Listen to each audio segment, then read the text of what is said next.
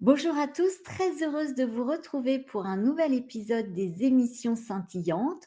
Aujourd'hui, j'ai le plaisir de recevoir Géraldine Prévost-Gigant, qui est psychopraticienne, spécialiste de l'hypersensibilité et des synchronicités.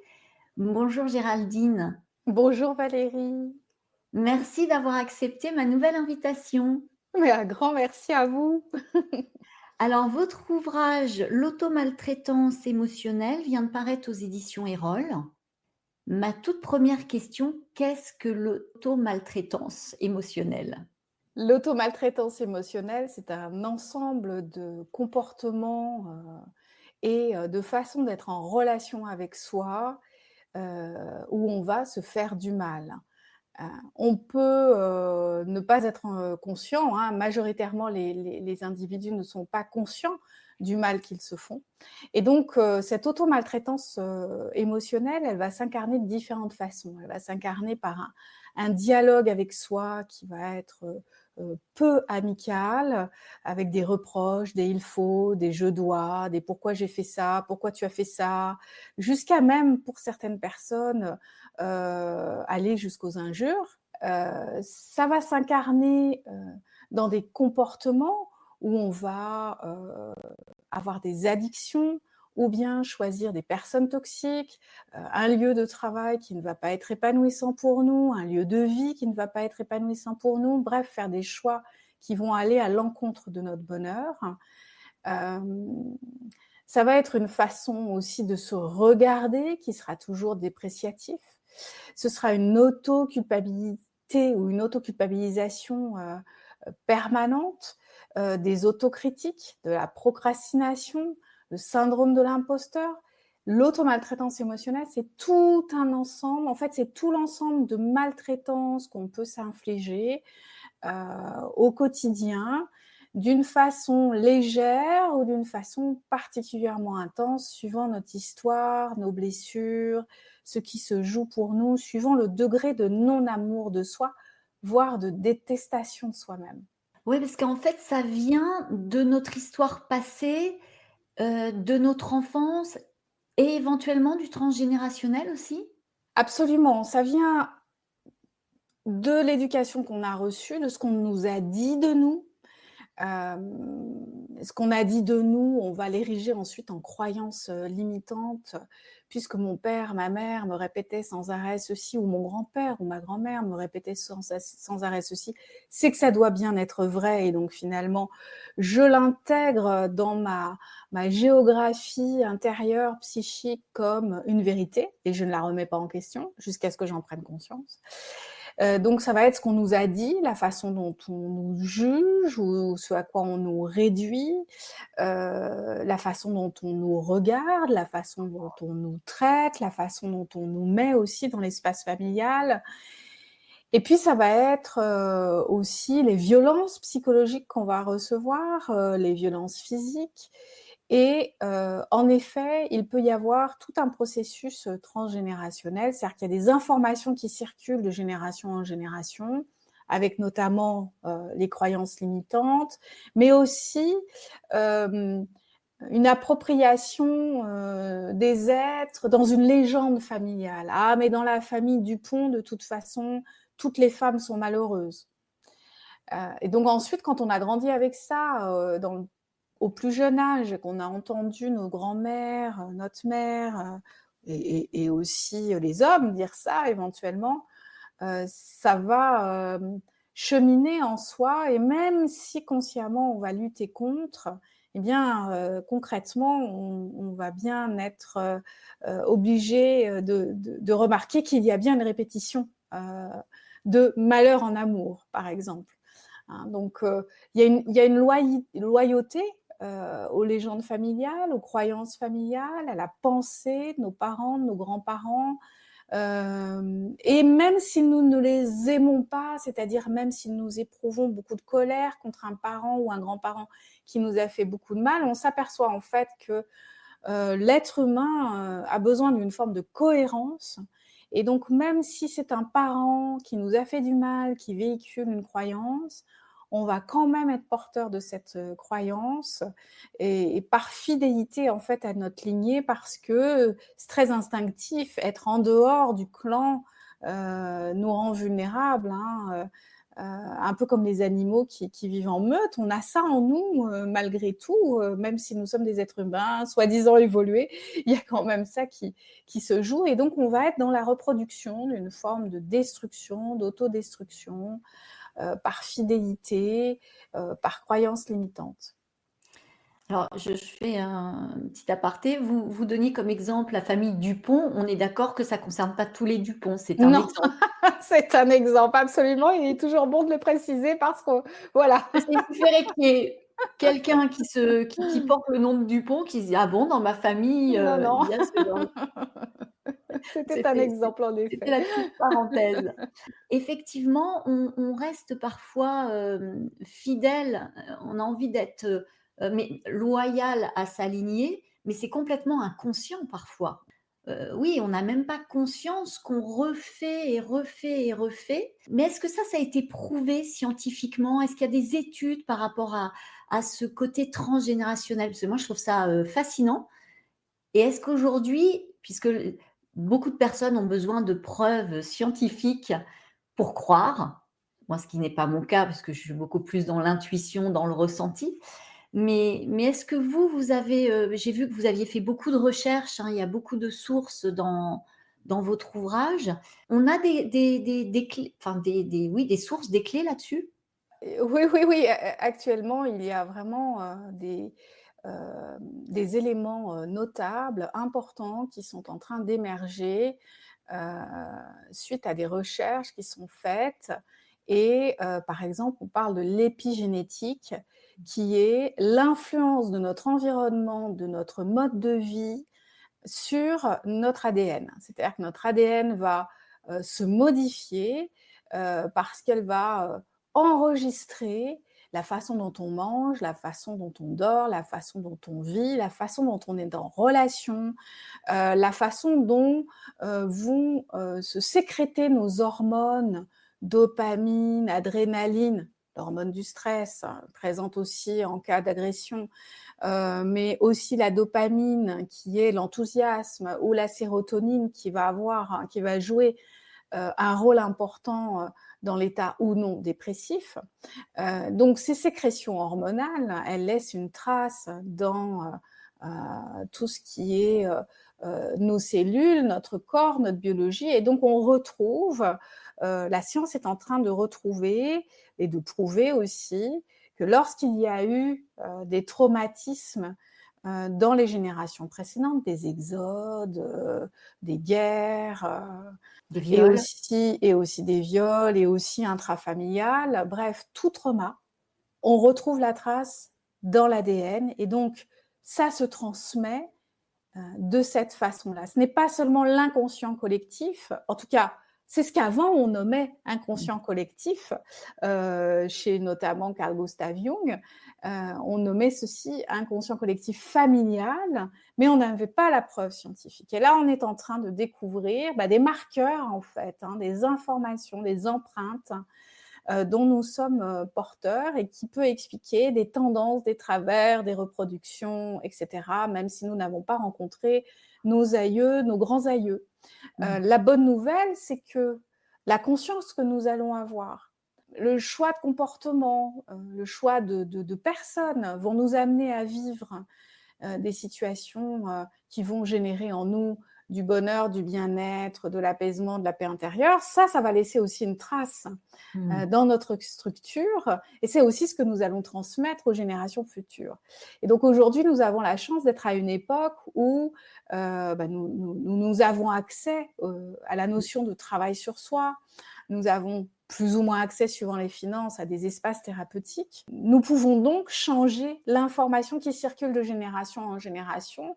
Et pour les personnes qui ressentent une certaine forme de frustration à ne pas agir dans le monde actuel, moi je leur dis souvent, vous savez, le travail que vous faites sur vous, c'est une action pour le monde Mmh. de demain. Et même si vous n'avez pas d'enfants, vous aurez des enfants spirituels d'une Mmh. certaine façon. Vous transmettez aux enfants de vos amis, à des générations futures que vous côtoyez, soit dans votre vie personnelle, soit dans votre vie professionnelle. Vous avez totalement raison. Comment reconnaît-on la maltraitance, l'automaltraitance, émotionnelle du coup?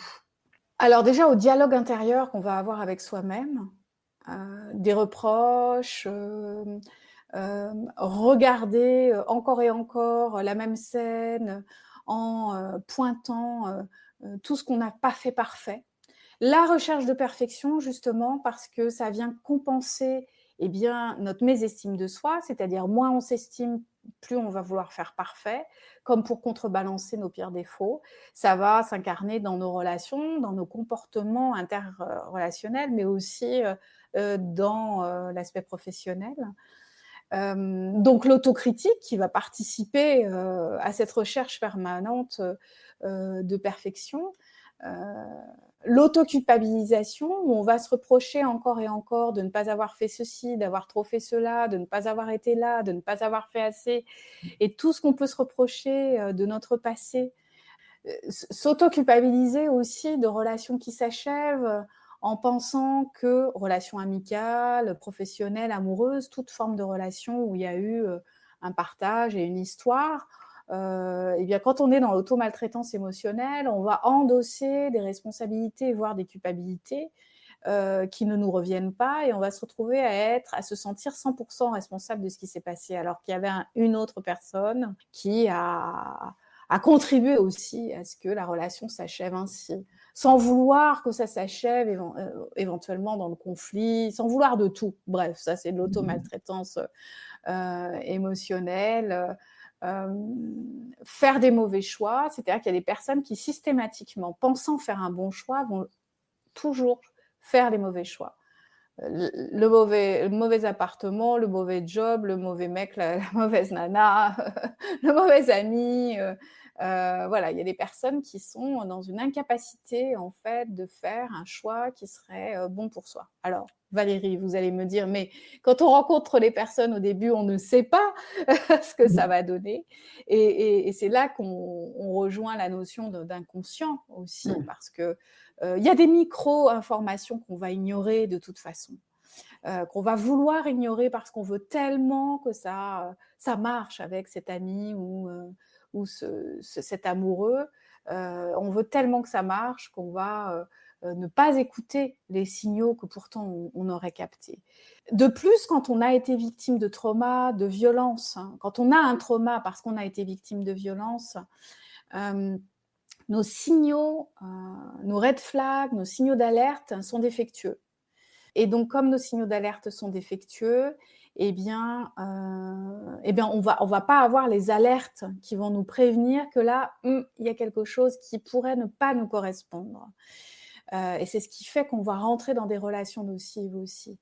C'est-à-dire, ce qui est important de comprendre, c'est que l'auto-maltraitance émotionnelle, hein, ce n'est pas une forme de masochisme, mais c'est la conséquence de traumas, de blessures émotionnelles, de dénigrement, de dévalorisation dans l'enfance. Enfin voilà, ça sera différent pour chacun, mais l'auto-maltraitance émotionnelle, ce n'est pas un comportement masochiste. Et vraiment, j'insiste beaucoup là-dessus dans le livre pour Oui, déculpabiliser les personnes, parce que sinon ce serait en rajouter encore une couche en plus à cette autoculpabilisation. mais on peut dire qu'à certains moments, elle est sournoise quand même cette auto-maltraitance, je trouve, non? Oui, parce qu'elle vient se nicher dans des endroits Mmh. complètement inattendus. C'est ce qui va aussi générer des actes manqués. On va faire un truc qu'on voudrait surtout pas faire. On va dire à la mauvaise personne ce qu'elle n'est pas censée savoir. Si par exemple on est détentrice, pas d'un lourd secret, mais dans la vie de tous les jours, on sait bien qu'il y a des infos qu'il vaut mieux garder pour soi parce que on nous les a confiées. Eh bien, on fait un impair et on va dire à une personne exactement ce qu'il ne faut pas. Ouais, c'est en ça que c'est sournois, parce qu'en fait, l'auto-maltraitance émotionnelle agit vraiment en coulisses dans notre inconscient, jusqu'à ce qu'on en prenne conscience. C'est ça. Et ça va s'incarner, on va se tirer une balle dans le pied, alors qu'on était en plein élan créatif, en plein projet, et puis paf, on va exactement faire ce qu'il ne faut pas, malgré soi, je dirais. Mmh. On va dire exactement ce qu'il ne faut pas. à cette personne, à son amoureux. Bref, c'est souvent des actes manqués ou des lapsus, comme si la partie de soi auto-saboteuse soudain apparaît dans le champ et vient tout détruire, ou en tout cas détruire l'instant, la relation, détruire l'harmonie qu'il y a entre nous. Et donc, c'est pour ça que c'est impératif de prendre conscience, de se dire où j'en suis en fait dans mon auto-maltraitance émotionnelle. Ça peut être des petits trucs de la vie de tous les jours que l'on fait tous, hein, on est tous Mmh. concernés par ça. Ou bien ça peut aller jusqu'à des comportements répétitifs, systématiques. Vraiment, la répétition nous alerte sur l'ampleur des dégâts, je dirais, et Ouais. nous invite à travailler sur soi. Oui, j'allais dire parce que les conséquences peuvent être très graves suivant les degrés. Ce que vous disiez en tout début d'émission, ça peut aller de la petite maltraitance à des maltraitances, vraiment, à grande ampleur avec des dégâts, extrêmement graves. Absolument, la petite maltraitance, ça va être le truc qu'il faut pas dire à la copine qu'on adore, et la grande maltraitance, ça va être les addictions, hein. Mmh. Tout ce qui va détruire qui nous sommes, notre corps. Et donc dans le livre, je parle du processus d'addiction qui n'est pas, là encore, par plaisir de se faire du mal, mais une tentative très maladroite de régler un trauma. L'addiction, ça peut être aussi le sport extrême, hein, pas Oui, seulement oui, les oui. prises de substances. Ça peut être aussi la dépendance affective auprès de personnes toxiques. Ça, c'est vraiment de la même teneur qu'une addiction à des substances. Oui, ou Heu, les gens qui sont, qui font des achats à l'achat compulsif là, Tout je à crois que fait, ça aussi, absolument. ça dénote un problème. Absolument. Les dépenses compulsives font partie des catégories des addictions. Mais elles sont plus discrètes parce que nous sommes dans une société consumériste et faire Mmh. les boutiques, ça paraît pas subversif et dangereux. Et pourtant, ça Mmh. peut grandement l'être pour certains individus qui font ça systématiquement. Dès qu'ils se sentent mal, ils vont dans une boutique, ils s'achètent plus que de conséquences, enfin plus que de raisons, pardon, et ça a des conséquences Mmh. notables sur leur équilibre financier, leur équilibre de vie et bien entendu leur équilibre psychique, mais ça dit quelque chose. Donc tous les extrêmes, les recherches d'intensité, Oui, parce que c'est hem dans toutes les sphères, en fait. C'est pas une sphère uniquement, c'est il y a un panel, de possibilités, en fait. absolument, il y a un panel de possibilités. La personne va aller dans une direction plutôt qu'une autre, par terrain, par tendance ou par environnement. Elle va, dans cette addiction, trouver un bonheur momentané et qui va être de plus en plus momentané parce qu'une addiction, c'est le propre de l'addiction, c'est qu'il nous faut de plus en plus de ces moments-là parce que le moment de bien-être se réduit de plus en plus et ce sont, par des et en plus, c'est une recherche de bien-être factice par des biais destructeurs. Mmh. Et en fait, l'individu cherche quelque chose et ça, c'est très important de le dire parce que c'est ce qui peut aider la personne à décider d'aller consulter. Parce que sinon, elle se sent mal, elle est pleine de cette culpabilité, d'avoir trop mangé, trop dépensé, trop bu, ou pris des drogues, ou fait trop de sport. Bref, d'avoir été dans un excès destructeur, on culpabilise ensuite. Et on vient accentuer cette automaltraitance émotionnelle par de l'autoculpabilisation et c'est vraiment un cercle Un cercle vicieux. infernal. Mmh. Ouais. Dans la partie 2 de votre ouvrage, vous écrivez: «L'amour comme arme d'autodestruction massive». Alors là, j'aimerais bien savoir ce que vous voulez dire, car pour moi, l'amour guérit tout, c'est la fréquence, énergétique la plus élevée. Alors après, j'ai compris que c'était que vous cibliez, justement des thématiques, mais j'aimerais, avoir votre explication, par rapport à cette nomination. C'est, parce que les personnes qui sont dans l'automaltraitance émotionnelle, elles vont utiliser l'amour comme moyen d'autodestruction massive. Elles vont utiliser en fait l'attachement. Alors on est d'accord que ce n'est finalement ce que les personnes vont nommer amour amoureux est en fait un attachement et surtout une dépendance Donc affective, affective. ouais. Voilà. Et donc, j'aurais pu mettre le titre, la dépendance affective comme arme, nin mais bon, c'est percutant, ça interpelle forcément les personnes qui souffrent en amour. Voilà, Mmh. c'était mon intention, c'est ça. C'est une façon Mmh. d'interpeller ces personnes qui souffrent en amour amoureux, pour leur faire comprendre qu'en fait, elles utilisent l'amour amoureux pour se faire du mal.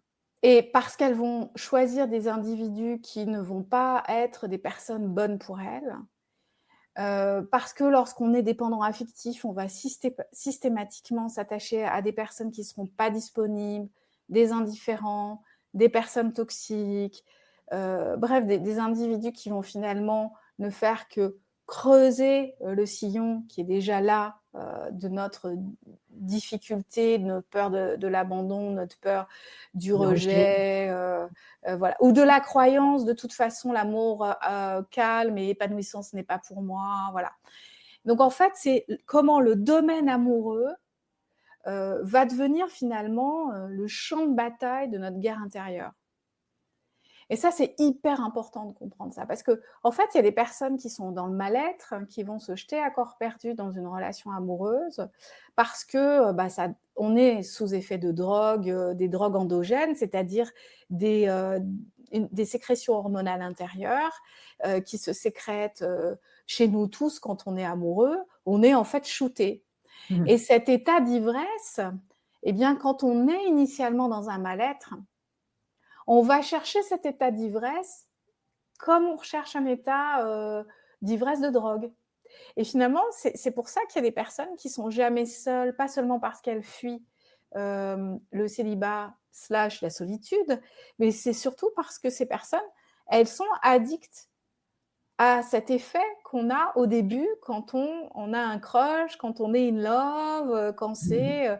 quand voilà, jamais je n'ai rencontré un homme ou une femme comme elle, etc.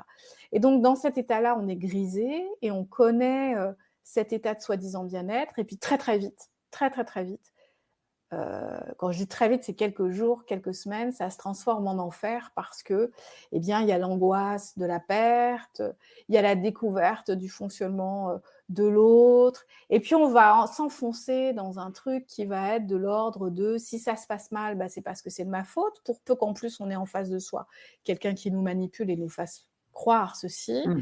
et on va se plier en 15 pour que la relation se passe bien, et accepter l'inacceptable et se retrouver dans des violences psychologiques, voire physiques, dont les féminicides également, qui Mmh. sont une problématique sociétale et systémique, mais où les victimes sont plus facilement des personnes qui ne s'aiment pas et qui sont dans ce système d'auto-maltraitance émotionnelle.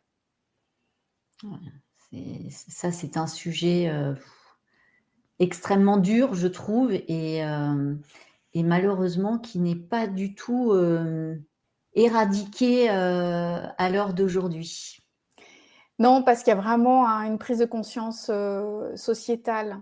Mmh. C'est là que je fais le pont entre la psychologie et la sociologie et la société. Jusqu'à présent, on est resté très centré en fait sur l'individu dans l'approche de psychothérapie et d'accompagnement des individus, quelle que soit la méthode. On est vraiment resté centré sur l'individu, séparé d'un système social. La problématique du féminicide et de la souffrance des femmes dans les relations amoureuses, on doit nécessairement, obligatoirement considérer l'environnement et notre société telle qu'elle est aujourd'hui. Et déjà parce que c'est plus juste pour les victimes. Donc la solution, elle n'est pas uniquement en mettant les individus dans un espace thérapeutique et pour qu'ils travaillent sur eux, ils sont aussi de considérer un système, tout un système en fait, de la place de la femme, de la relation entre hommes et femmes. Et c'est vrai que même si, il y a du progrès, on va dire, puisque les langues se délient, parce que les femmes osent parler, mais c'est pas encore ça.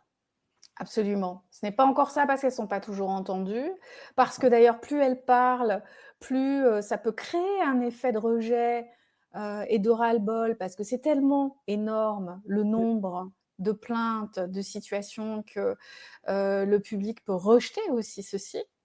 Et puis, que notre société n'est pas encore prête à regarder dans cette direction. Là, ça c'est en train de bouger, hein, mais faut garder l'élan. Il faut absolument garder l'élan parce on peut arriver, ça peut aboutir à quelque chose de très épanouissant, pour le collectif, hein. et Il y a et et vraiment une puis prise de conscience à et faire. puis c'est pas, les hommes contre les femmes. Moi, c'est ce que je dis toujours, c'est les hommes avec les femmes. Moi, je suis pas une féministe, extrémiste, pas du tout. Au contraire, je trouve d'abord, on est tous faits, de parts de féminité, de masculinité et c'est génial quand on arrive à trouver un équilibre déjà en nous et alors quand on trouve l'équilibre et l'harmonie, on a besoin de l'un, de l'autre, des uns, des autres. Et c'est le respect de soi et le respect de l'autre, en fait. Et accepter cette complémentarité aussi.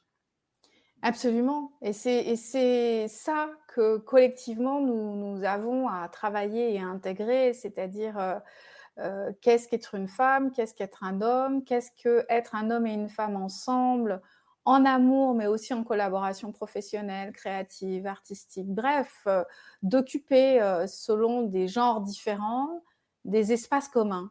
Mmh.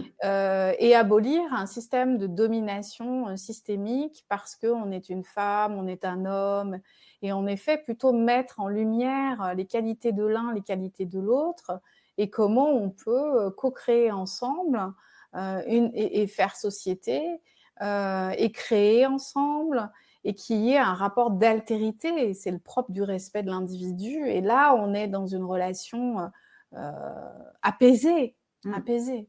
Et déjà où là, il y a une évolution, ces dernières années, c'est que les hommes, de plus en plus, accueillent leur sensibilité, leur part, féminine et ça, je trouve ça très, très beau. Moi, j'adore, voir un homme qui pleure devant un film romantique, je trouve ça génial, en fait. Ces hommes-là, je les appelle les nouveaux romantiques dans un précédent livre, Les femmes et l'amour, qui traite justement du rapport amoureux à à l'ère et à l'heure du numérique. Et je parle aussi de cet aspect dont on parle ensemble. Et je les appelle les nouveaux romantiques et je pense qu'ils sont euh, le signe avant-coureur de ce qui pourrait se produire si on y met tous du sien. Mmh. Et en effet, les hommes qui peuvent enfin assumer leur sensibilité, qui peuvent approcher leur virilité différemment, avec d'autres clichés, Mmh. d'autres références, c'est indéniablement un aspect extrêmement important parce que ça dit aussi du monde actuel. C'est-à-dire que si notre humanité laisse émerger la dimension du sensible, d'une certaine forme d'humilité, finalement, eh bien, nous pouvons devenir plus sages. Donc c'est l'émergence de la conscience dite féminine sur notre planète, hein. Mmh. C'est ce qui se joue, à mon avis, en ce En ce moment. moment, ouais, ouais, Mmh. ouais. Alors pour revenir à votre ouvrage, comment guérit-on cette automaltraitance émotionnelle? Quelles en sont les clés? Est-ce que ça passe, parce que j'ai vu que dans votre ouvrage, vous proposiez des exercices, notamment par l'écriture thérapeutique. Moi, j'adore, je trouve que extérioriser par l'écriture, c'est un cadeau, incroyable. Mais il y a aussi, certainement l'accompagnement, thérapeutique avec un psychothérapeute, un psychiatre, enfin psychologue, parce que je pense que dans certains cas, seul, ben, on n'y arrive pas. Et puis aussi, ce que vous disiez à un moment donné, c'est la prise de conscience, la mise en lumière de cette automaltraitance, par exemple, via une addiction, via nos schémas répétitifs. Est-ce que ce sont ces clés? Est-ce qu'il y en a d'autres? En effet, il y a la prise de conscience, demander de l'aide, prendre conscience que de demander de l'aide ne nous rabaisse pas, ne nous réduit pas et c'est pas qu'on est sans valeur, mais qu'au contraire, être en capacité de demander de l'aide, c'est déjà s'offrir un premier acte d'auto-bientraitance. C'est super important parce que je sais qu'il y a de nombreuses personnes qui ne vont pas entrer en psychothérapie et en accompagnement parce qu'elles se dévalorisent d'avoir à le demander et en plus, elles se sentent coupables d'en être là. Donc ça, c'est super important de bien comprendre que de demander de l'aide, c'est déjà un premier acte de victoire. C'est même le plus important. Donc la prise de conscience, la demande d'aide. Et ensuite, il va y avoir tout un processus de pleine conscience au quotidien. Et donc, moi, ce que je propose très souvent en accompagnement, c'est bien entendu l'écriture. Indéniablement, je vous rejoins là-dessus sur la dimension thérapeutique, c'est super important. Enfin, en tout cas, moi, je sais que ça aide beaucoup de gens. De noter chaque acte de non-bientraitance avec soi-même. C'est-à-dire de scanner, en fait, quel est mon dialogue intérieur aujourd'hui, d'être attentive au dialogue intérieur. Comment je me sens avec moi-même? Je me rejette, je suis mal à l'aise, je m'en veux, je me force à, je suis dans une pression à moi-même de résultats, par exemple. Comment je m'alimente? Comment j'entretiens mon corps? Comment je me fais du bien? Est-ce que je m'accorde des pauses? Est-ce que je m'accorde du repos? Est-ce que je me juge de cela ou pas? Est-ce que je me fais du bien un petit peu chaque jour? Ça peut être s'accorder un temps dans un parc, si on habite en ville, à écouter les oiseaux, à lire quelques lignes d'un livre, mais juste un quart d'heure avant d'aller travailler ou à la pause repas. Bref, de casser le rythme habituel des automatismes d'automaltraitance. C'est aussi faire le tri de son environnement. Ça peut paraître un peu brutal dit comme ça, mais cependant, ça peut être important de se dire quels sont les individus, les êtres, les soi-disant amis ou proches qui me font du bien et quels sont ceux qui me font du mal, peut-être sans le vouloir, mais auprès de qui je ne me sens pas bien et avec qui se jouent des choses toxiques ou nocives pour moi. Et de décider, de privilégier, de voir les personnes qui nous font du bien, avec qui on se sent bien, qui sont bonnes pour nous. Et s'il n'en reste pas beaucoup, parce que parfois, on n'en a pas, il y a des patients qui me disent « mais moi, j'ai pas d'amis bienveillants ». Et je leur réponds « prenez votre temps, ça va venir ». Plus vous devenez votre meilleur ami, plus vous avez de chances qu'il se passe quelque chose à l'extérieur, parce qu'il y a quand même un phénomène de résonance, parce qu'on va avoir d'autres envies, d'autres choix, d'autres regards. Au fur et à mesure de notre réconciliation intérieure, on ne va pas avoir les mêmes comportements et donc c'est ça qui fait que ça change autour de soi. Voilà, c'est Bah, important d'en avoir conscience. déjà, quand on se nourrit soi-même et qu'on travaille sur cette dépendance affective, on se rend compte que l'autre n'est pas notre béquille, mais qu'il y a que qu'en nous aimant nous-mêmes, en étant en paix avec nous-mêmes, il y a aussi un travail de pardon qui est, à mon sens, essentiel. Et surtout le pardon à soi-même qui, dans mon cas, était le plus difficile, je trouve, que pardonner aux autres. Ça a été assez, ma foi, assez simple. Mais alors le pardon à soi-même, tout ce qu'on peut s'autoriser de maltraitant, justement, de l'extérieur, de l'intérieur, ça, c'est une des étapes vitales pour se réconcilier, apprendre à s'aimer.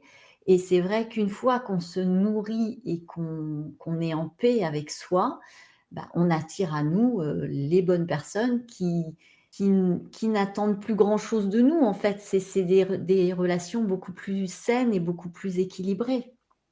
Absolument, c'est tout à fait juste. Je vous rejoins à 200% là-dessus. C'est vrai que quand on sort du système de dépendance affective, le point de repère n'est plus le même, puisque le point de repère, c'est nous, et ce n'est plus le regard de l'autre, l'amour de l'autre, la validation. Bien sûr qu'on a envie d'être aimé des individus qu'on aime, mais c'est pas pareil, c'est pas la C'est même pas chose. c'est du véritable amour. C'est Voilà, c'est de la dépendance. ouais. Et de la dépendance, généralement, pas forcément auprès des bonnes personnes. Et donc, en fait, très souvent, j'utilise la métaphore de la piste d'atterrissage de l'hélicoptère. C'est comme si on avait retrouvé notre propre piste d'atterrissage et que Mmh. nous, et qu'on on a, on avait garé l'hélicoptère chez l'autre, dans le parking d'à côté. Et en fait, le jour où on a atterri chez soi, où on rentre à la maison, eh bien, on part de soi et ensuite, on peut entrer en relation avec autrui. Et ce sera en effet des mises en relation, des interactions, des échanges où nous n'aurons plus la même place et où nous ne mettrons plus l'autre à la même place et où il y aura une répartition des énergies, où on ne donnera plus tout le pouvoir à l'autre de décider si on est bien, si on n'est pas bien, si on vaut le coup, si on a le droit de rester dans sa vie ou pas, etc. Donc, d'une certaine façon, nous reprenons notre pouvoir. Et ça change totalement tout, en fait. Ça change tout. Ça change parce qu'il y a finalement, quand on dit relation, il n'y a pas seulement relation avec les êtres, mais il y a aussi relation avec des espaces. Mmh. Notre espace professionnel où il y a des individus.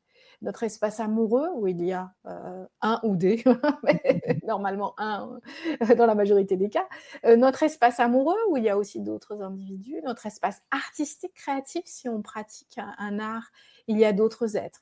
Donc en fait, quand nous sommes dans une relation réconciliée avec soi-même et que on a retrouvé notre maison, notre piste d'atterrissage, eh bien, on va pouvoir créer du lien dans tous ces espaces avec des êtres en partant du point central qui est un moi apaisé.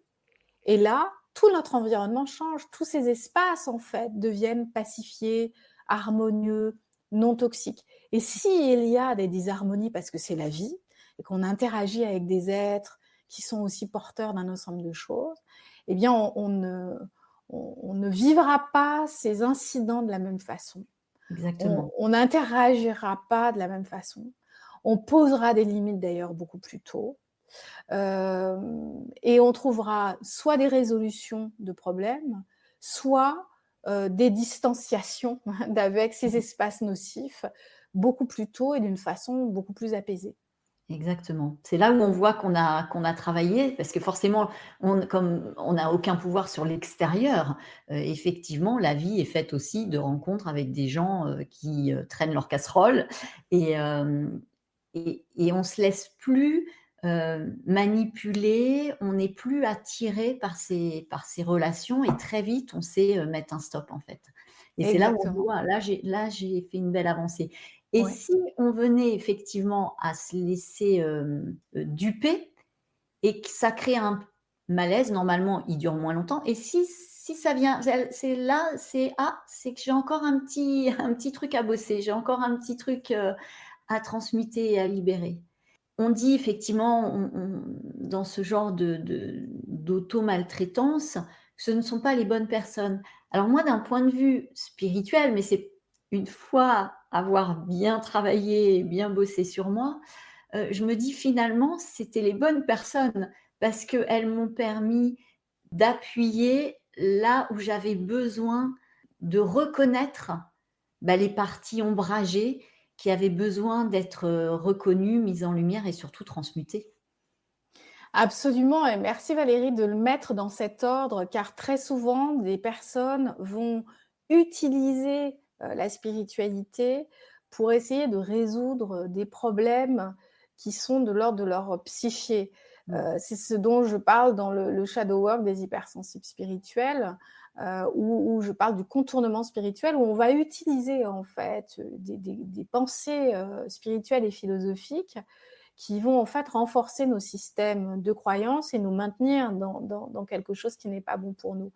Et où le travail sur soi au sens de la psyché, ce sont les racines de l'arbre qui vont ensuite nous permettre de déployer notre feuillage spirituel.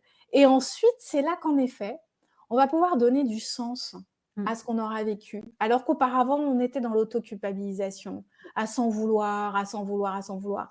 Là, par le biais de la spiritualité, d'un regard qui fait sens, qui donne du sens, qui, heu, qui met en fait ce qui nous est arrivé et ce que nous nous sommes aussi fait subir, au milieu dans un espace, une sorte de constellation où il y a soudain une logique enfin, il y avait déjà une logique, mais on la voit soudainement. Tout prend sens. Et c'est donc pour ça que je me suis invitée, d'une certaine façon, à vivre ces relations-là, à faire ces mauvais choix. Et au sens spirituel, dans ce livre, c'est pas la philosophie de la collection, donc je n'ai pas pu finir sur un chapitre comme celui-ci, et ça aurait été une autre collection, j'aurais fini sur ce discours-là. Où, mais donc Valérie, vous m'en donnez l'occasion, c'est formidable, et où en fait l'auto-maltraitance émotionnelle, ne serait-ce pas finalement une invitation à prendre conscience de qui nous sommes bien au-delà de nos traumas, de nos blessures affectives, et d'en trouver le chemin. Mais pour ça, nous devons guérir nos traumas, guérir nos blessures affectives, rentrer en relation avec soi-même, entrer en compassion avec soi-même. Et ensuite, rencontrer cette part lumineuse, notre âme. Et là, on peut boucler la boucle et ça prend tout son sens sur pourquoi mon chemin a-t-il été celui-ci. Parce que j'avais à apprendre un certain nombre de choses, à faire des expériences pour accéder à beaucoup plus de sagesse, pour accéder à qui je suis au-delà de ce que je crois être, et donc accéder à mon âme, à ma lumière intérieure, pour pouvoir la déployer et lui permettre de rayonner. Moi, ça a été l'occasion de pouvoir parler avec des hommes qui m'ont violentée, de leur dire: «Je te parle d'âme à âme et je te remercie». Et d'en Wow, bravo. arriver là, c'était très beau parce que l'autre était aussi, ça lui a permis d'être au niveau de son âme, de se rendre compte de ce qu'il avait pu faire, générer, faire, et cetera, et d'être aussi dans un travail de pardon.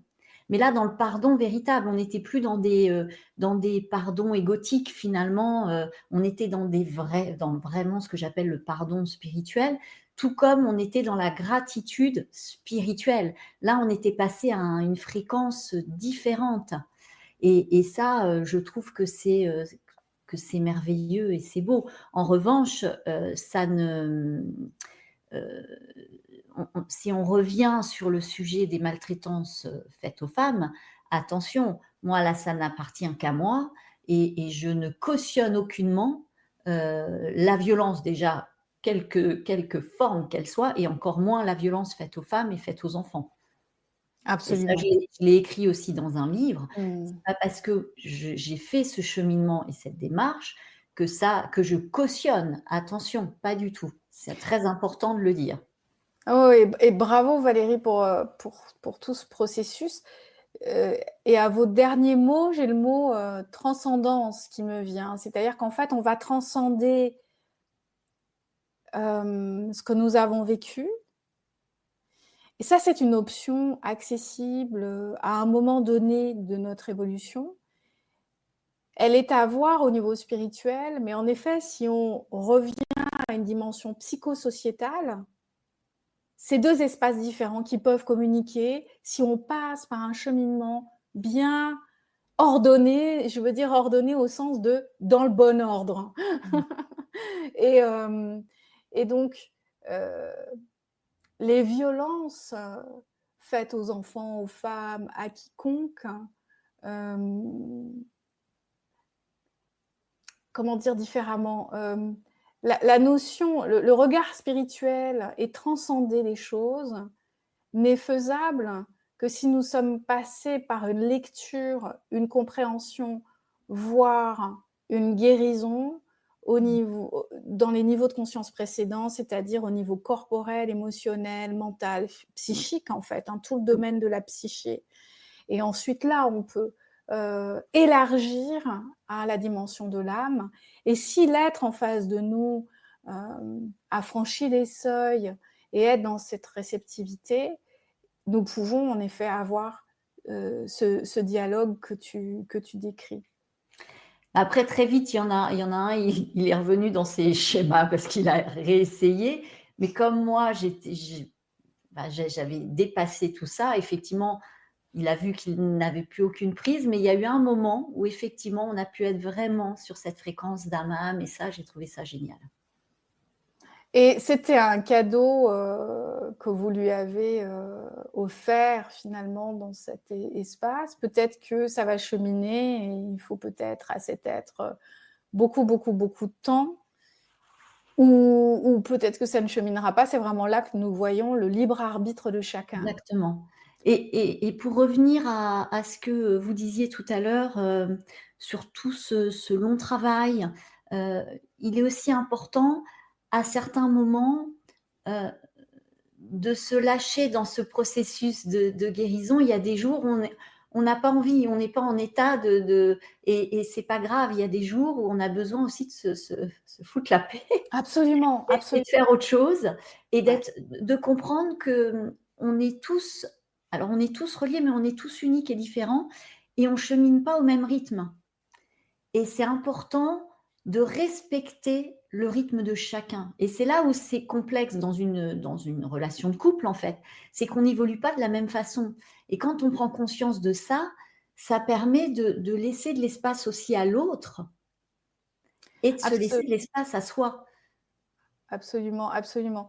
L'automaltraitance émotionnelle peut s'incarner en effet et dans le processus psychothérapeutique et dans le processus spirituel, où on va être amené à mettre en place finalement ce qu'on faisait déjà auparavant, c'est-à-dire l'obligation de résultat, par exemple, le perfectionnisme, l'autoculpabilité de ne pas être assez spirituel, pas assez sage, pas assez bon, bref, pas assez. Et en effet, l'auto-bientraitance émotionnelle va consister à se dire: «C'est OK, Mmh. tel que tu es déjà là, maintenant, c'est assez, c'est OK». Mmh. Hem, En anglais, on dit: «I'm enough». C'est assez intraduisible, qui veut dire: «Je suis assez, c'est suffisant, c'est déjà tout». Enfin, ça veut pas dire qu'on va s'arrêter là, pas du tout. Ça veut dire qu'on va pouvoir s'accueillir tel que Mmh. l'on est, avec notre ombre, notre lumière, nos capacités, nos incapacités et ça, c'est vraiment spirituel. Mmh. En fait, pour moi, enfin, c'est vraiment ma philosophie. La démarche spirituelle, c'est quand on est dans cette paix et cette pacification avec soi-même. Hem Et où on va être, en relation avec soi et se dire: «C'est OK». Le rythme, en effet, comme vous le mentionniez tout à l'heure, le rythme qui est le mien, ce que je suis, ce que je fais du mieux que je peux, c'est C'est ça. déjà suffisant. Mmh. Et je suis en processus avec toute, la bonne intention du monde, donc il y a pas de raison que ça ne se fasse pas et très souvent, je dis à mes patients: «Vous savez, il y a aussi tout ce qui se passe en coulisses. Mmh. Votre inconscient, c'est votre meilleur ami. C'est C'est pas ça. parce qu'on fait des choses inconsciemment que notre inconscient alors c'est pas parce qu'on fait des choses inconsciemment qui ne sont pas bonnes pour soi, que notre inconscient n'est pas bon pour soi. Mmh. C'est parce qu'on utilise des biais qui ne sont pas les bons.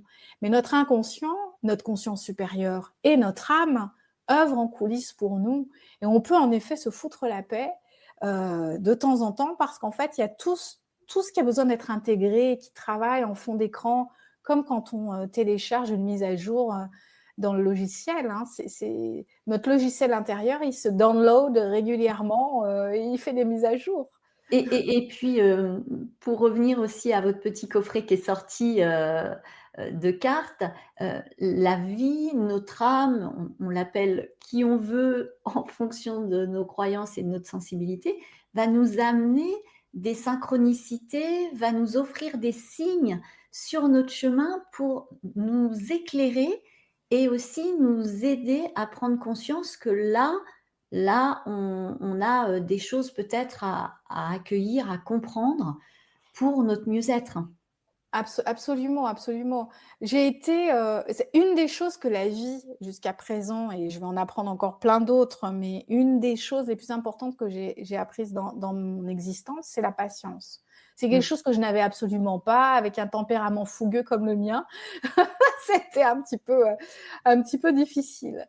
Eh bien, cette patience, c'est en fait cette confiance en la vie et mon travail sur les synchronicités m'a en effet, appris ça.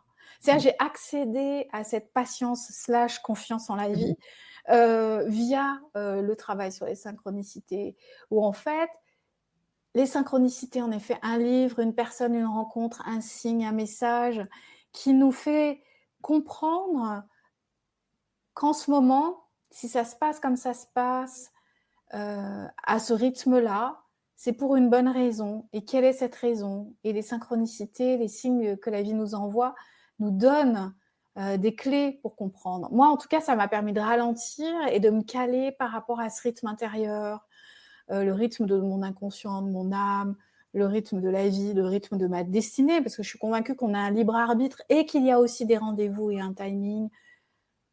Les planètes, notre thème astral nous l'indique de toute façon. Mmh. Voilà. Et quand on commence à toucher du doigt, en fait, cette sagesse, parce que pour moi, c'est vraiment une sagesse, eh bien, les choses se vivent avec un peu plus d'apaisement. Mmh. On peut avoir des questionnements. J'ai toujours des impatiences, mais beaucoup moins. Je suis beaucoup. Ok, ok. Quand je sens que ça se tend un peu à l'intérieur de moi, ça c'est un acte, ce que je vais dire là, c'est un acte d'auto-bientraitance. Quand je sens que ça se tend, que je commence à trépigner, que je m'interroge, et pourquoi pas maintenant, tata, je me dis, hey, il y a une bonne raison, Mmh. la vie est là, regarde autour de toi, ralentis, il y a forcément une bonne raison, et on va découvrir laquelle. Voilà, et ça veut dire qu'on fait confiance dans le processus Ouais. global finalement. C'est ça, mais ça rappelle aussi qu'on est des êtres incarnés et que du coup, Exactement. ça vient nous rappeler ça et qu'on Oui, n'est pas des maîtres ascensionnés. absolument pas. Mais si nous sommes ici, c'est bien pour apprendre des choses. Oui, puisque la vie n'est qu'enseignement Tout finalement. à fait, absolument. Et ça nous, je trouve que cette pensée philosophique nous remet à notre juste Mmh. place, une humble place. Alors avant de nous quitter, si je vous prêtais ma baguette de fée, Géraldine, à quoi vous servirait-elle? Oh, oh, waouh! Déjà, merci parce que c'est précieux, une baguette de fée. Ouais, À quoi me servirait-elle? À créer une société qui ne soit plus hyposensible, mais une société sensible, qui ouais. respecte le vivant, les individus, où pourrait s'incarner l'altérité, où les animaux seraient respectés aussi et reconnus dans leurs valeurs puissantes de guérisseurs et de conscience différente de nous, mais néanmoins une conscience. Le respect du vivant, de la nature, parce que nous sommes sur ce vaisseau planétaire et qu'il est temps d'en prendre soin parce que notre survie d'humain en dépend. Ouais, c'est déjà pas mal tout ça. Un très beau, un très beau message, enfin un très beau souhait. Bah, je vous remercie, c'était vraiment très agréable d'échanger avec vous Géraldine. On a Merci Valérie, pour moi aussi. on a appris beaucoup de choses. Bah, je souhaite, que votre livre vole de cœur en cœur et qu'il puisse apaiser, apaiser des personnes, qui en ont besoin et qu'elles puissent trouver, leur clé intérieure C'est le pour, but.